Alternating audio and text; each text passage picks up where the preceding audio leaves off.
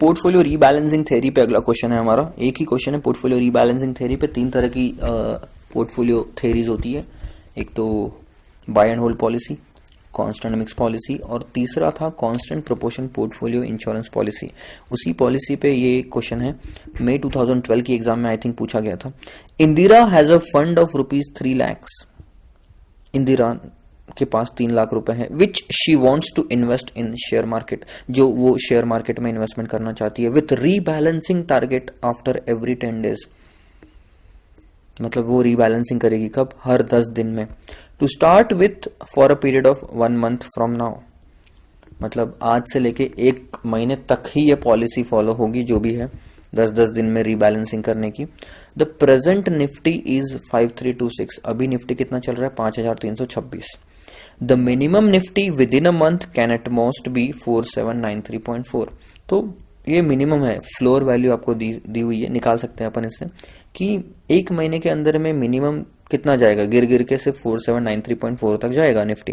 She wants to know, वो जानना चाहती है कि as to how she should rebalance her portfolio, किस तरह से उसने अपना ये पोर्टफोलियो रीबैलेंस करना चाहिए, ताकि under the following situation according to the theory of constant proportion portfolio insurance policy CPPIP using 2 as the multiplier. Multiplier 2 का मतलब क्या हुआ? रिस्क उसका 2 है, ये लेके चलो। तो पहली, इमीडिएटली टू स्टार्ट विथ, अभी शुरू करे तो किस तरह से पोर्टफोलियो बनाएगी। Second, 10 days later being the first day of rebalancing if Nifty falls to 5122.96। यानी 10 दिन बाद जो रीबैलेंसिंग का पहला दिन है, अगर निफ्टी गिर जाता है 5122.96, तो किस तरह से आप रीबैलेंस करोगे उसके पोर्टफोलियो को। And 10 days further from the above date if the Nifty touches 5539.04। और वहां से 10 दिन बाद अगर निफ्टी 5539.04 तक चला जाता है तो कैसे रीबैलेंसिंग करोगे, ये आपको बताना है।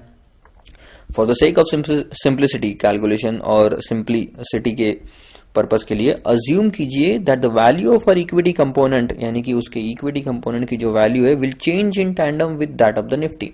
मतलब इक्विटी में वो जितना भी इन्वेस्ट करेगी वो मार्केट के साथ में, यानी निफ्टी के साथ में बदलेगा। यानी निफ्टी 10% से ऊपर गया तो मार्केट भी इक्विटी भी 10% से ऊपर जाएगा, लेकिन निफ्टी 10% से नीचे गया तो इक्विटी भी 10% से नीचे जाएगा।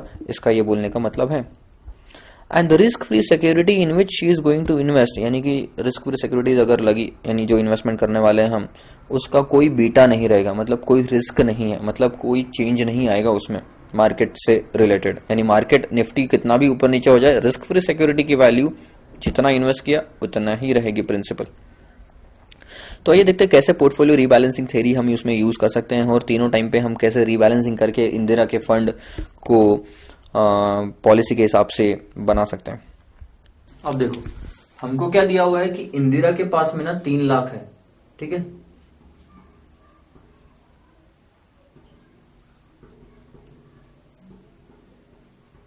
₹3 लाख अवेलेबल है और वो इंदिरा इन्वेस्ट करना चाहती है CPPI पॉलिसी के हिसाब से।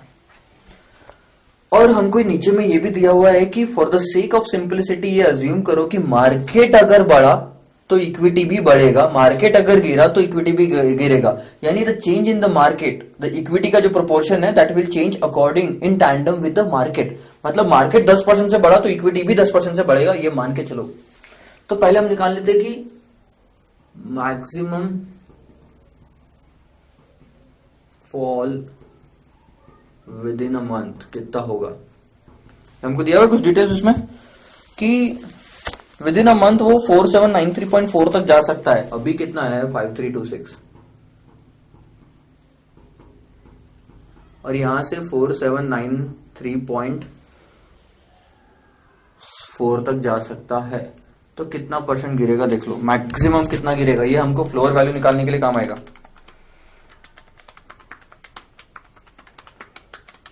That is 10%। तो हमारी फ्लोर वैल्यू क्या हो जाएगी, अगर हमने पूरा का पूरा इक्विटी में डाला पैसा, कितना पैसा है हमारे पास में 3 लाख, और वो कितना गिरेगा मैक्सिमम 10%। तो floor value 1 minus 0.10 that is maximum 2,70,000 तक गिर सकता है, बस उससे ज्यादा या उससे नीचे जाने के चांसेस नहीं है, तो ये हमारे लिए हमेशा फ्लोर वैल्यू रहेगी। ठीक है, अब पहले शुरुआत करते हैं हम। सबसे पहला इमीडिएटली टू, देखो तो इमीडिएटली टू स्टार्ट विथ, अगर हम इमीडिएटली स्टार्ट करते हैं तो इक्विटी की वैल्यू और रिस्क फ्री सिक्योरिटी। इक्विटी की वैल्यू कैसे कैलकुलेट करेंगे, multiplier in bracket portfolio value minus floor value. ठीक है, मल्टीप्लायर 2 दिया हुआ है, पोर्टफोलियो वैल्यू कितनी है अभी हमारे पास 3 लाख और फ्लोर वैल्यू 270। तो इक्विटी की वैल्यू जो हमने अभी इक्विटी में डालना चाहिए वो कितना आ रहा है, 30,000 माइनस मल्टीप्लाइड बाय 2, 60,000। तो इसमें आ जाएगा ये बैलेंसिंग फिगर 2 लाख, क्योंकि हमारे पास कितना है अभी 3 लाख। तो ये आ गया 0 पॉइंट के लिए, काफी इजी। ठीक है, अब सेकंड वाला देखो, 10 days फर्दर या 10 days लेटर।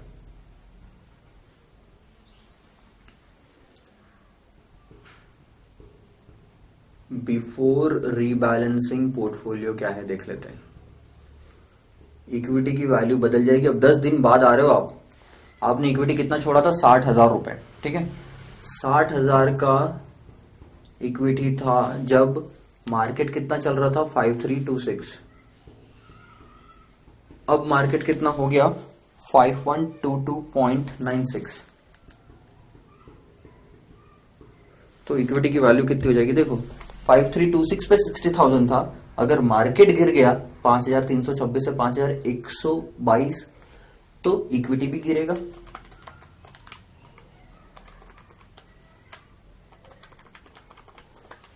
Five seven 57,713।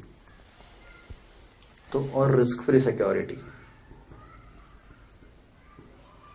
ये तो 2,40,000 ही थी, तो टोटल वैल्यू कितनी होगी 297,713। अब बारी आती है रीबैलेंसिंग करने की। ठीक है, तो आफ्टर रीबैलेंसिंग कैसा दिखना चाहिए,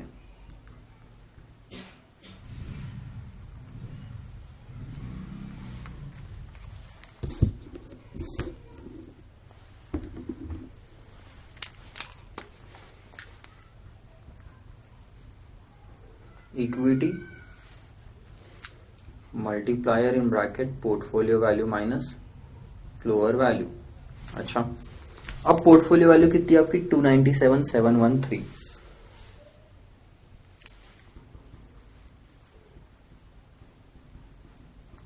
माइनस फ्लोअर वैल्यू 2,70,000, वो तो सेम रहेगी। ठीक है, अब इसका कैलकुलेशन करके देखते हैं कितना आ रहा है।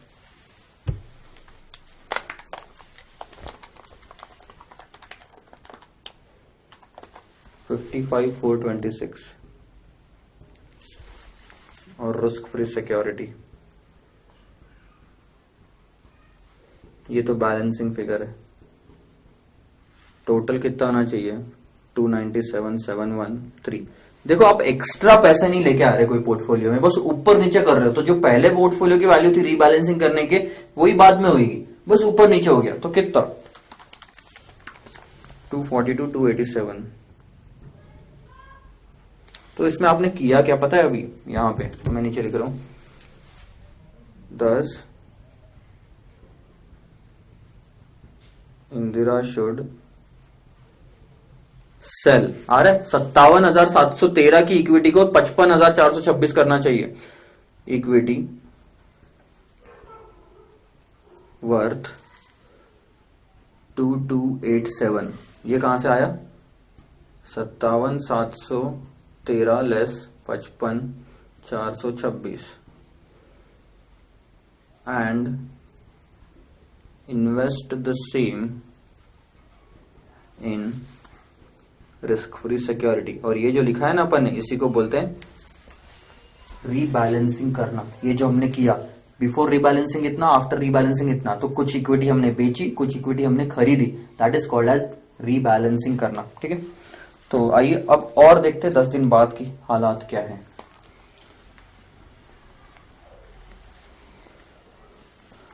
Third, 10 days further before rebalancing,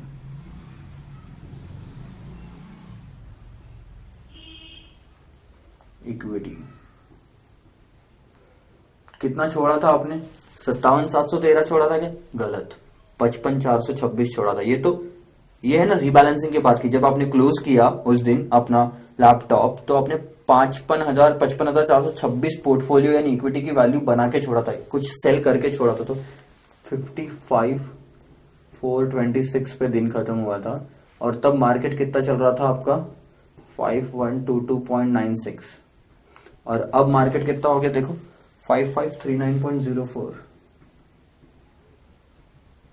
तो इक्विटी की वैल्यू कितनी हो गई होगी आपकी?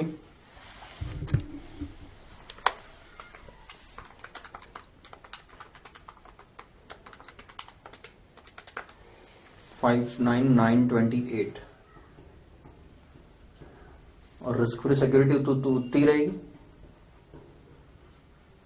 जितनी आपने छोड़ी थी, 242, 287।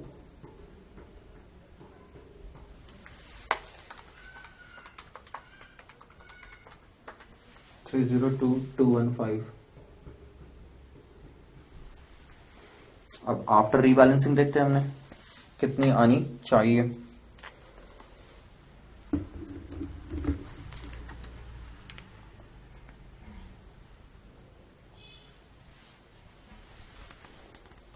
नीचे लिख लो यहां पे, या चलो यहां ही लिख लेता हूं, आफ्टर रीबैलेंसिंग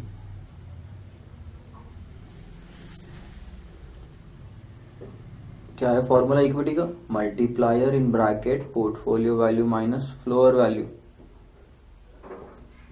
2, और पोर्टफोलियो वैल्यू देखो कितनी आपकी टोटल, अब 215 माइनस फ्लोर वैल्यू 2,70,000,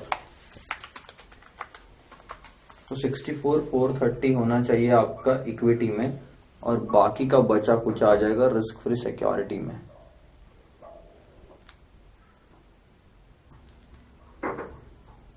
है ना, और टोटल हमेशा उतनी रहेगी 302,215 जितने आपने पहले देखी थी रीबैलेंसिंग करने के, सिर्फ ऊपर नीचे शफल हो रहा है। 237,785। सो 10 यहां पे भी लिखोगे, इंदिरा ने क्या करना चाहिए? Indira should by equity worth rupees, कितना आ रहा है देखो, 64,430 करना है ना, कहां से? 59,928 से।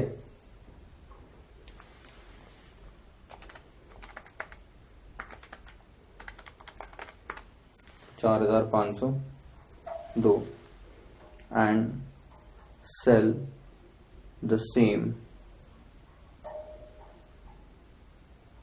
from risk-free securities।